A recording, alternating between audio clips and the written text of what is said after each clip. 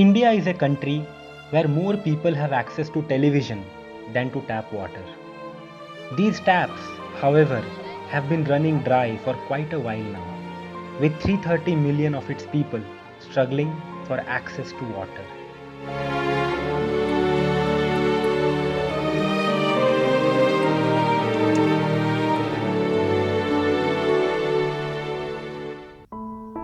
Two 56 districts in India have been declared drought hit, and 91 of our major reservoirs have been stretched to become almost dry. With no monsoon in sight, India continues to struggle with the worst water crisis it has witnessed in decades.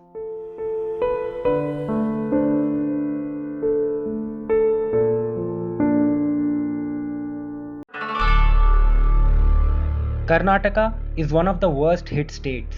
Rains have not been kind here. The shortage of rainfall last year in 12 districts of North Karnataka was a record 55%. 136 of the total 176 talukas in the state have been declared drought hit, and 13 major reservoirs in the state are running at just 225,000 million cubic feet of water. Compare this to the 329,000 million cubic feet water the reservoirs contained during the same time last year. Respite is nowhere in sight.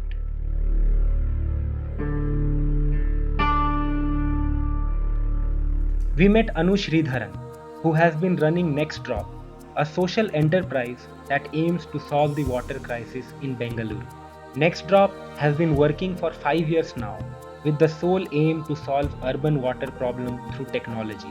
Through Anu, we tried to understand how the situation in Bengaluru has changed over the past few years, the challenges she has been facing, and what role we as citizens can play to help solve the situation.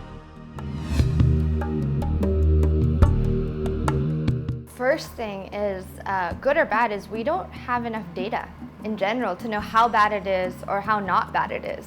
And when we were starting Next Shop, that's one thing that we came to the conclusion of, is there's a lack of water data in general. And that's, I think, to me, the scariest part, is because I believe in humanity. I believe that if we have the information, we can do something about it. But what's scary to me about the water crisis is that we don't have the information. And and it's hard to comment on it when you don't know. We have these ideas and we have these projections, but based on what? We think that it's bad. I also agree that we've seen evidence that this is a problem, but we don't know how bad it is. Or maybe not how bad it is. We don't know. And that's, I think, the root of the water crisis, is the lack of data around water. We're breaking down water security into 5 phases. The first is on supply. Where am I getting water from? So if you're a city, looking at rivers, looking at your treatment plants. If you're a community, like a private community, it's water tankers. It's Kaveri water if you're in Bangalore. It's borewell water. Then the second part is distribution. So how much am I losing within the distribution network? So if you're a city, non-revenue water, physical losses. If you're a community, leakages. Then third is around consumption. How much am I consuming? So as a consumer, looking at a community, how much is my community consuming? How much is my city consuming? Because the goal is to always, water security, you have to match up supply and demand. That's the goal.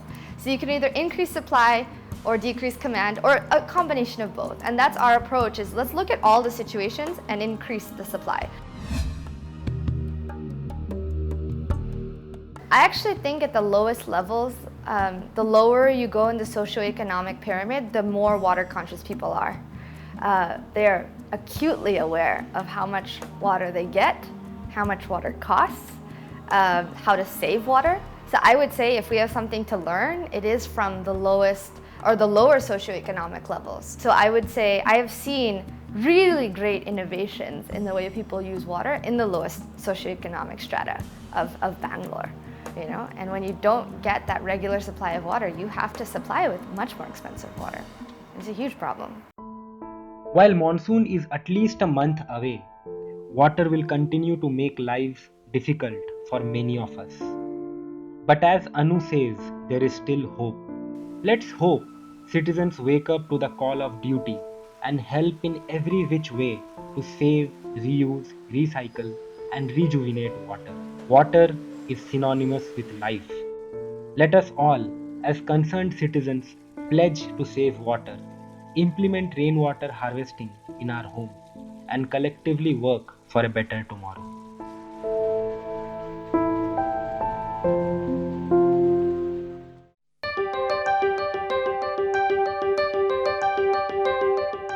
I was in a central library in Kabam Park reading a books about the aircraft. Suddenly I got an idea, why don't I do? Filling up the white walls, he merged the words beer with cafe. We revel around beer.